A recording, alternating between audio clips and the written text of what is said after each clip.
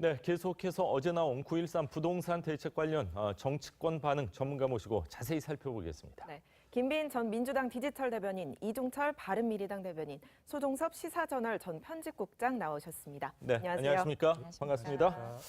자, 김동연 부총리가요, 직접 나서서 발표를 했습니다. 정치권에서도 역시 9.13 대책 놓고 반응들이 아주 뜨거운 것 같습니다. 근데 아주 극명하게 갈리고 있네요. 앞서 저희가 리포트와 출연으로 부동산 정책을 이렇게 조목조목 짚어봤는데요. 예. 이게 현실적으로 집값을 잡을 특단의 카드가 되리라고 보시는지 어떻게 생각하세요? 예, 예. 그야말로 노무현 정부의 시즌2의 완결판이다 이렇게 평가를 할 수 있을 것 같습니다. 네. 과거의 궤적을 그대로 지금 가고 있다라고 보이는데요.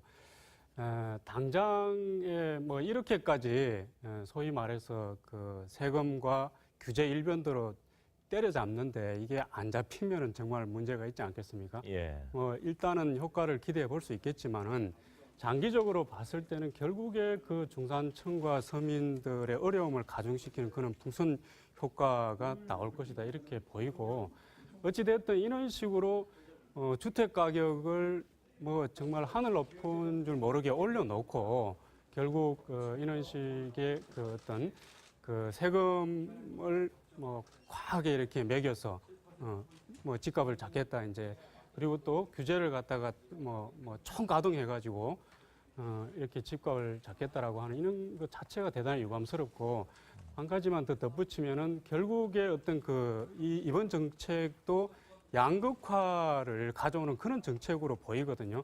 그 18억 이상은 그 1주택일 경우가 이렇게 종부세 대상으로 들어가고, 그 다음에 2주택은 조정 대상 지역에 있을 경우, 그리고 3주택부터는 적용이 되고 이렇게 돼 있는데, 그 돈을 생각을 하면은 그렇게 돈이 많은 사람이 2주택, 3주택 가지고 있으면서 과연 종부세 저 정도 올리는 것이 얼마나 영향을 줄까? 그 돈 있는 사람은 결국에 돈을 가지고 크게 타격받지 않으면서 또 집을 살 수 있고, 그런데 이 조금이라도 어떤 집으로 자산을 이렇게 좀 늘릴 기회를 가져보고자 하는 그런 중산층들에 대해서는 이 대출을 완전히 다 거의 100%에 가깝게 틀어막았거든요. 이렇게 되면은 이런 사람들한테는 완전히 기회를 박탈하는 이제 이런 양극화 정책이다 이렇게도 또 보입니다. 그렇군요. 네. 자, 부동산 이 정책 사실 뭐 우리나라뿐만이 아니라 뭐 세계 주요 도시들이 사실 전반적으로 많이 오른 거. 근데 뭐 금리도 마찬가지인 것 같습니다. 우리 혼자 뭐 저금리한 게 아니라 전반적으로 다 저금리였고, 누구를 탓하기는 참 쉬울 것 같은데 어제 대정부 질문에서도 이 부동산 정책을 놓고 여야 간에 서로 당신 좀 잘못 아닙니까? 뭐 이런 내탁 공방이 벌어졌는데, 이런 거 보고 있으면 참 답답합니다. 공륜이 있으시니까 잘 뭐 유연하게 하시는 것 같은데, 진짜 대정부 질문 첫날은 정치에 집중을 하거든요. 근데 역시 지금 뭐 경제 관련해서 어렵다 보니까 이렇게 된 것 같습니다. 네. 예.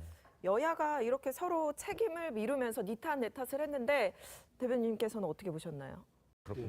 저도 대체로 공감을 하면서 좀 다른 부분을 한번 좀 짚고 싶습니다. 네. 예. 대표적으로 박영선 의원 얘기가 있었잖아요. 예. 저는 솔직히 참 그 박영선 의원을 보면서 예. 참 이건 대단히 그 비양심적이다 이런 생각까지 좀 들었습니다. 양심까지 말씀을 하시는. 예, 제가 좀 심하게 이야기를 하는데 이제 정치권이 이렇게 저런 모습이 국민들한테 실망을 주는 거거든요. 저금리의 원인이 박근혜 정부라고 하면서 이제 지금 현재 부동산의 심각한 문제의 탓을 박근혜 정부로 돌렸거든요.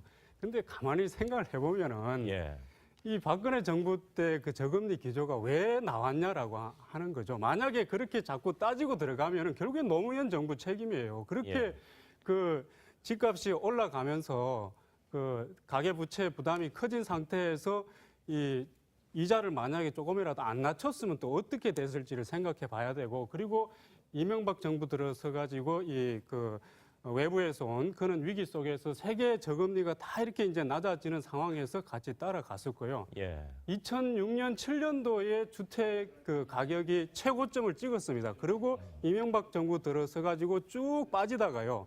박근혜 정부 들어설 좀 2011년, 12, 13, 14년 한번 기억을 돌이켜 보십시오. 그때 상황이 어땠는지. 집값이 바닥에서 계속 머물러 있으면서 전세가가 고공행진을 했습니다. 맞습니다. 그래서 전세가가 집값을 육박하는 그런 상황이 90%까지 올라가고 그러지 않았습니까? 그렇게 오면서 완전히 부동산 시장이 얼어붙어 가지고 결국에 이게 뭐냐 하면은 이 부동산을 갖다가 그 지금 현재 현 정부처럼 무조건 투기로 이렇게 몰아붙이면서 이렇게 뭐 이렇게 좀 때려잡는 식의 어떤 이런 대상으로 볼 게 아니라 한마디로 말해서 조금이라도 그래도 집값이 올라야 전세를 사는 사람이 있고 집을 사는 사람이 있는 거거든요. 근데 그렇죠. 이것이 완전히 역전이 돼 버린 상황에서 이 부동산 경기가 다 얼어붙고 그 전국적으로 이 내수 경기가 얼어붙으니까 그나마 조금의 이제 부양책을 쓴다고 하면서 그 저금리 기조를 유지하고 몇 가지 규제들을 또 풀고 하면서 부양을 한 거거든요. 그런데 그러고 나서 실제로 집값이 언제 올랐느냐 하면 2015년 말부터 2016년에 조금 올랐다가 결국에 문재인 정부 들어서면서 1년 반 동안 폭등을 한 거거든요. 이런 점을 갖다가 봤을 때에 이게 저렇게 이야기를 하면서 물타기를 하는 거는 현실을 너무 지나치게 호도하고 왜곡하는 거다 이제 이렇게 얘기할 겁니다. 그렇군요. 어제 뭐 이렇게 주위에 있는 많은 지인들한테 이렇게 전화도 오고 뭐 통화를 할 기회가 있었는데 부동산 관련해서는 잘했다는 분들도 사실은 굉장히 있는 게 사실이고 뭐 우리 부모님 같은 경우에 이렇게 은퇴하셔서 살고 있는데 이 세금 다 어떻게 내야 될까 걱정하는 또 자식들도 있는 것 같고 양극단에서 분명히 문제점이 있는 거는 사실이 아닌가 하는 생각도 드는데 가장 중요한 것 가운데 하나는요. 이렇게 잡지 않으면은 없는 사람들 입장에서는 굉장히 이 박탈감, 소외감 느낀다는 거 사실만큼은 분명한 것 같습니다. 네. 뭐 조언하는 건 사실 쉬울 수가 있습니다. 손흥민 선수 대달라, 뭐 얼마나 좋습니까? 히딩크가 대달라 이렇게 조언을 하는 거에 있어서 아마 경청은 하셨겠지만 실질적으로 국정을 운영하는 데 있어서 그렇게 안 하고 싶은 사람이 어디 있겠습니까? 현실적인 뭐 여러 가지 어려움이 있지 않나 이런 생각이 드는데 자 이번 정상회담에서 문 대통령께서 과연 어떤 성과를 가지고 올지 주목되고 있는데 이번 회담 나흘 앞으로 다가왔는데 오늘에서야 고위급 실무회담이 열리는 상황입니다.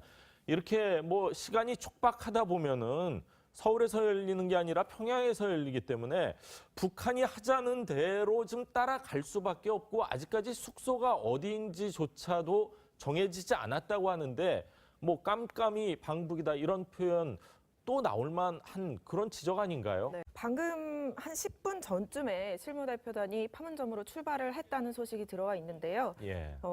문재인 대통령이 지금 손흥민 선수처럼 역할을 하고 있다고 말씀을 해주셨어요. 대변인님도 그렇게 생각하세요? 저는 뭐 조금 앞서가고 있다고 보입니다. 그래서 꼭 그렇게 했으면 좋겠다. 그러니까 한반도 문제는 한국 정부가 운신하기에 아무래도 한계가 있습니다. 이제 그런 면에서 이제 그런 자신의 위치, 현실을 냉정하게 보면서 너무 이렇게 과욕하지 말라 뭐 이런 뜻으로 좀 해석이 되거든요. 정확한 지적이었다라고 보이고 말씀하신 것처럼 지금 너무 서둘러서 이렇게 진행되는 것이 조금 그 국민들한테 좀 불안감을 주는 측면이 있는데 좀 미리부터 착실하게 준비를 해서 성과를 좀 내는데 초점을 맞췄어야 되지 않나. 그래서 정치권을 향해서 이렇게 같이 가자라는 데에 너무 이렇게 좀 에너지를 소모한다든지 이런 것이 또 한 예가 됐다라고 보입니다. 그래서 여전히 좀 현 그 문재인 정부가 3차 회담을 준비하면서도 뭔가 보여주기식에 매여 있다 이런 느낌을 지울 수가 없습니다. 1차 남북 정상회담과 분명히 달라야 됩니다. 이번에는 그렇죠. 분명히 성과가 나와야 되거든요. 그런데 냉정하게 보면은 성과 나오기 사실 어렵습니다. 그래서 저는 솔직히 문재인 정부가 좀 자신감을 가지고 하기를 바라고요. 어떻게든 잘 되기를 바랍니다. 그래서 너무 성과가 안 나온다고 우리 국민들이 또 너무 박하게 보지도 말고 좀 너무 이렇게 인색하게 평가할 것도 없이 어쨌든 이 문제를 정말 실질을 중심으로 해서 진지하게 이렇게 해 나가는 게 중요하다라는 것을 우리가 인식하는 게 필요할 것 같습니다. 그렇군요. 박 전 의원이 얘기한 것처럼 손흥민 선수처럼 대줘라 이렇게 하는 거는 지금 사실 축구 선수 가운데 손흥민 선수 인기가 가장 좋지 않습니까? 최고입니다. 잘 되면은 대통령도 또 여당도 뭐 공을 다 또 누리지 않을까 그런 생각이 드는데 뭐 방송 문제 포함해서 의전 오늘 실무회담에서 잘 좀 진행이 돼서 다음 주 화요일 2박 3일 일정의 남북 정상회담 잘 진행되기를 기대하겠습니다. 오늘 세 분 말씀은 여기까지 듣겠습니다. 감사합니다. 고맙습니다. 감사합니다.